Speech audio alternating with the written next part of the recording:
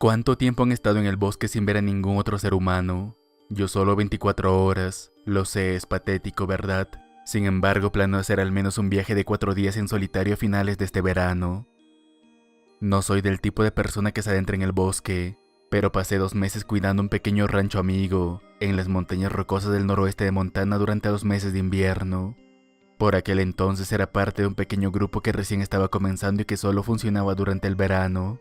El dueño de aquel rancho necesitaba un voluntario para que durante esos 2 meses, enero a febrero, cuidara de sus caballos y mantuviera todo el lugar en orden. Nos dijo que su rancho tenía electricidad y una línea telefónica, pero sin ninguna clase de conexión a internet.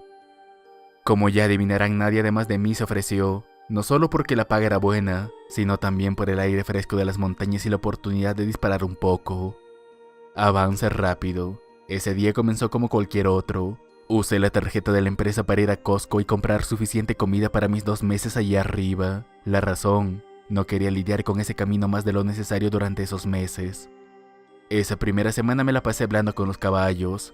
La segunda finalmente comenzaron a replicar. Y la tercera me la dediqué enteramente a disparar.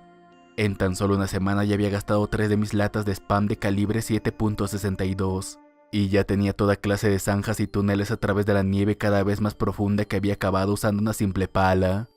De hecho, creé todo un ejército de muñecos de nieve para luchar contra ellos en mi propia guerra de invierno como la Muerte Blanca. Un maestro del movimiento y el sigilo dentro de mi pequeño país de las maravillas invernal. Me la pasaba acechando bajo la nieve durante horas intentando cazar o, por qué no, domesticar un ciervo. No digo que no me entretuve con esa idea más tiempo del que debería. De hecho, casi logré atrapar a uno. Ya lo tenía, pero el maldito se logró soltar antes de que pudiera terminar mi nudo. Una noche logré apuñalar a un coyote y otra noche disparar contra un gato montés.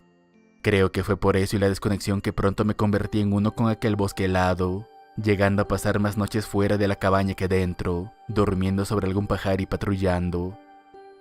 Una mañana oí un sonido débil, uno que no había oído en mucho tiempo, como el fragmento de la letra de una canción olvidada. Sonaba como un oso hibernando en algún lugar cercano, solo que a medida que se hacía más fuerte me di cuenta de que en realidad se trataba de un motor. Tan rápido como aquel alce que se me escapó corrí hacia el establo, subí la escalera que había construido, y desde su techo vi que se trataba ni más ni menos que del dueño del rancho que venía subiendo por la carretera en su todoterreno. Asustado miré hacia abajo, hacia mi país de las maravillas invernal, hacia los restos disparados, bayoneteados, aporreados y sodomizados de mi guerra de muñecos de nieve, a mi caballada de caballos que me miraban como su líder en busca de guía, y a las criaturas grandes y pequeñas que en mi imaginación se acobardaban ante mi mirada a lo largo de la línea de árboles. Estoy tan jodido. Me deslicé de nuevo hacia abajo para reunirme con el dueño del rancho en el exterior de la cabaña. Pensé que me iba a despedir y creo que casi fue así, pero después de que me preguntara por todo lo que había pasado, y viendo que todo se encontraba en orden, decidió que mientras no olvidara tomar una ducha de vez en cuando podría dejar el lugar tal cual.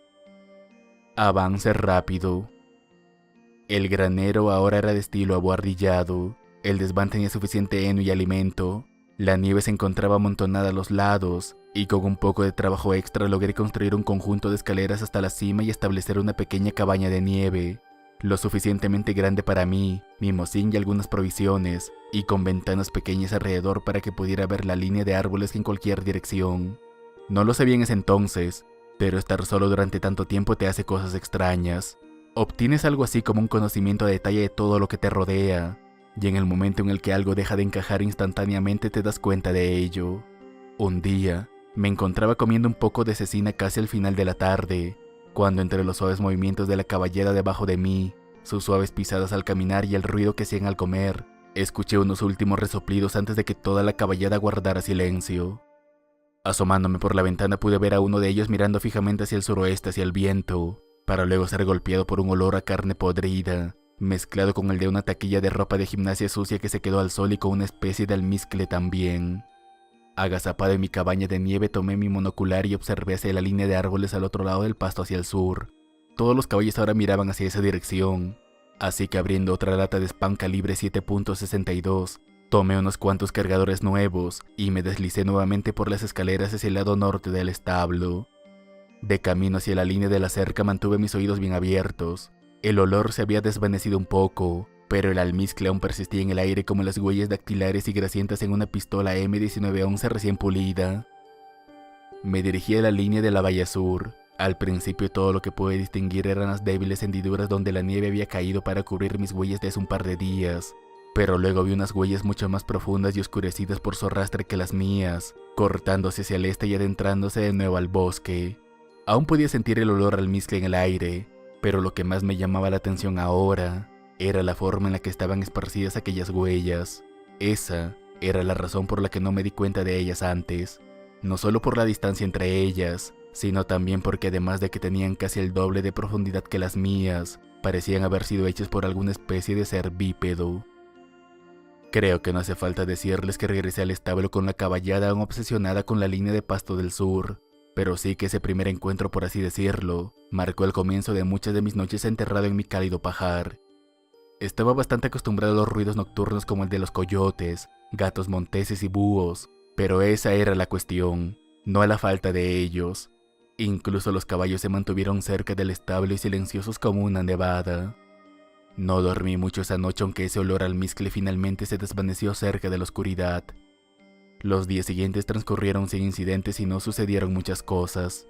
La segunda ola de fascistas de la nieve intentaron tomar mi fortaleza de nieve, pero fueron repelidos por una ola de mi gloriosa munición calibre 7.62. Pero al quinto día una brisa del sureste volvió a traer ese olor al almizcle directo a mi nariz. Agazapado tomé una zanja de nieve a las escaleras del establo y me dirigí a mi fortaleza, donde mirando por encima del borde, pude ver a alguien o algo moviéndose por la línea de árboles. A través de mi monocular parecía estar agachado, y por el rojo debajo de él que había derribado algo. Tenía un pelaje marrón oscuro que lo cubría por completo. Eso parecía al menos, ya que se mantuvo agachado durante todo ese tiempo, y tenía una cabeza alargada que parecía terminar en un hocico como el de un oso. Casi como si tomaras la cabeza de un rottweiler, le quitaras las orejas, la escalaras y la cubrieras con un pelaje castaño grueso. Finalmente le eché un buen vistazo a lo que había atrapado. Parecía tratarse de un ciervo adulto, así que tras bajar mi monocular disparé un tiro de advertencia hacia él. Tras el estallido atronador de mi mocín sonando a través de los pinos, me mantuve oculto observando cada uno de sus movimientos. Era obvio que no se trataba de un animal común y corriente, no solo porque no salió corriendo tras mi disparo, sino también porque tras levantar la cabeza y mirar alrededor, pude darme cuenta de que se trataba de algo más grande y fuerte que un oso.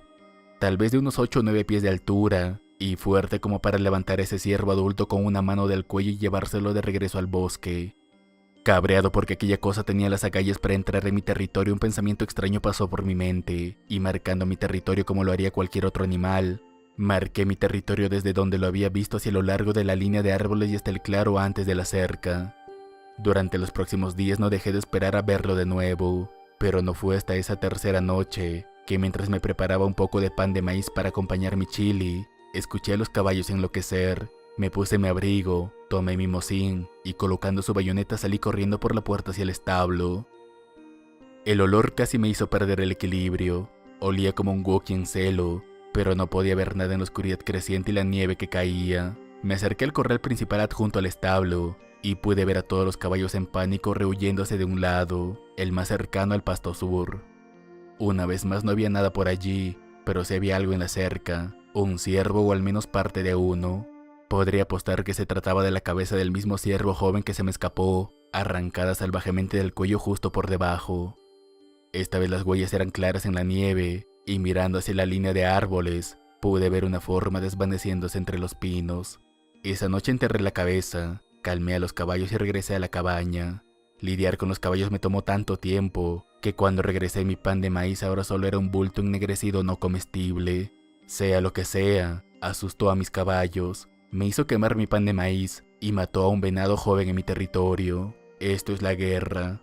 Al día siguiente me mantuve atento. Me dirigí hacia los pastos del norte y logré hacer retroceder a un coyote, pero esta vez me hice de todo su cadáver. Lo despellejé con cuidado, asegurándome de dejar las vísceras intactas y guardando su piel para usarla más adelante. Enterré el resto debajo de la paja vieja para dejarlo madurar. 2 días después salí antes del amanecer. Tomé al coyote ahora hinchado y maduro y lo saqué por la Bahía Sur. Reuní algunos arcos de pino y usé una herramienta para hacerme una cama que forré con ramas de pino. Luego, abrí el coyote y lo dejé unos 10 minutos frente a mí. Cubrí mis últimas huellas lo mejor que pude y, fijando mi bayoneta en mi mocín, Me aseguré de contar con una bala en su recámara y me cubrí con nieve. Ahora solo era cuestión de esperar. Logré acostumbrarme al olor del coyote podrido después de un tiempo. Tenía los dedos de los pies fríos, pero no el entumecimiento que anuncia el entumecimiento de la congelación. Gracias a Dios por los zapatos Red Wings. No podría decirles cuánto tiempo esperé a que sucediera algo, pero sí que pasó antes de lo esperado. Al principio pensé que mi nariz me estaba jugando una mala pasada, pero entonces me di cuenta de que el olor al almizcle había regresado. Es hora de jugar. Sus pisadas apenas hacían ruido en la nieve, pero ese olor al almizcle se hacía cada vez más fuerte con cada pisada. Me costó mucho controlar mi respiración. Quería contenerla, pero logré mantenerla uniforme y baja incluso con mi ritmo cardíaco por las nubes. Pude verlo moverse a través de los árboles ahora, pero mis primeros pensamientos sobre una cabeza y un hocico de perro o de oso estaban equivocados, y me di cuenta de dónde había olido antes algo parecido a este almizcle. Largas piernas y un torso que conducían a unos poderosos hombros y a lo que supongo era un cuello que conectaba con una cabeza de cabra de gran tamaño, fácilmente casi 3 metros de altura. Ojos negros y brillantes con malevolencia en ellos, y cuernos achaparrados empujando a través del pelo por encima de su frente. Podía ver el pelo grasiento de su barbilla goteando saliva por las comisuras de sus labios mientras olfateaba el aire. Sonando para todo el mundo como un enorme conjunto de fuelles, resopló una columna fétida mientras levantaba la cabeza y miraba más allá de mi posición hacia el corral y el establo. Aparentemente satisfecho, salió de entre los árboles y avanzó hacia el coyote, a 30 yardas, a 20 yardas, a 15 yardas. Aspirando tanto aire como pude, salté de mi posición oculta. Levanté mi mocín por encima de mi cabeza y grité con todas mis fuerzas. Ese sonido que salió de mí no creo que pueda replicarlo, y si lo hiciera tendría que ser una situación de vida o muerte. Deteniéndome en seco me levanté hacia su terrible altura, casi el doble del mío con botas y abrigo de coyote. Sumando otro grito, me eché el rifle al hombro y di un paso adelante como, no sé, a punto de mojar mis pantalones con mi propia estupidez. Esto era algo más. Esto no era una fuerza de la naturaleza, y yo iba a enfrentarme a ella. Claro que sí. Agachando la cabeza me miró con esos orbes de obsidiana del hambre primordial. Esta criatura estaba disputando su reclamo. Dando un paso adelante respondió con un bramido de desafío propio. Su propio aullido aún resonaba en mis oídos. No podía avanzar. Todo en mí gritaba para que cortara y huyera, pero mientras estaba allí mirando la longitud de madera malgastada en mi mocín, las abolladuras y los hoyos en la culata se destacaron en la luz. No sé cómo, no sé por qué, pero tomé fuerza en eso. Esta arma se había enfrentado a monstruos antes. Con un resoplido de su aliento fétido se movió para dar otro paso adelante, mientras que yo, respondiendo con otro grito de cromañón, avancé rápidamente sobre el montón de tripas que se había convertido en la línea sobre la nieve. A escasos metros de mí se encontraba una criatura salida de leyendas olvidadas. Una pesadilla manifestada mirándome con odio y algo más. Un gruñido retumbante que podía sentir en mi pecho mientras sus labios subían sobre unos dientes asquerosos en una retorcida parodia de sonrisa, enseñando unos dientes que no tenían nada que hacer ni siquiera en la boca de una cabra de gran tamaño. Un tercer grito primitivo escapó de mis labios cuando apunté justo por encima de su hombro y disparé mi mocín. Truenos y fuego surgieron de mi vieja arma poniendo un contrapunto moderno a mi propio grito ancestral. Asustada la bestia retrocedió un poco. Seguí mi ejemplo y di un paso adelante más allá del coyote, y levanté mi rifle por encima de mi cabeza, estirándome hacia arriba sobre las puntas de mis pies para alcanzar la mayor altura adicional que pude reunir y gritando a todo pulmón. Por alguna razón eso fue más que suficiente. Retrocediendo y finalmente dándose la vuelta se alejó hacia el bosque. De alguna manera, en el fondo de esa parte primitiva de mi cerebro sabía que había ganado, pero la parte racional de mi cerebro todavía quería mojar mis pantalones. Me comprometí a mantener un ojo en el bosque y me oriné en sus huellas. Llevé el cadáver al granero y lo quemé en un barril. Luego me fui y me senté en el establo con una botella de whisky por el resto del día. Nunca me volví a encontrar con otro animal muerto por la propiedad después de eso. Sí encontré huellas, pero nunca en ningún lugar cerca del perímetro despejado entre la cerca y la línea de árboles. Incluso lo avisté desde la distancia unas cuantas veces después de eso, pero nos dimos una bastante amplia distancia.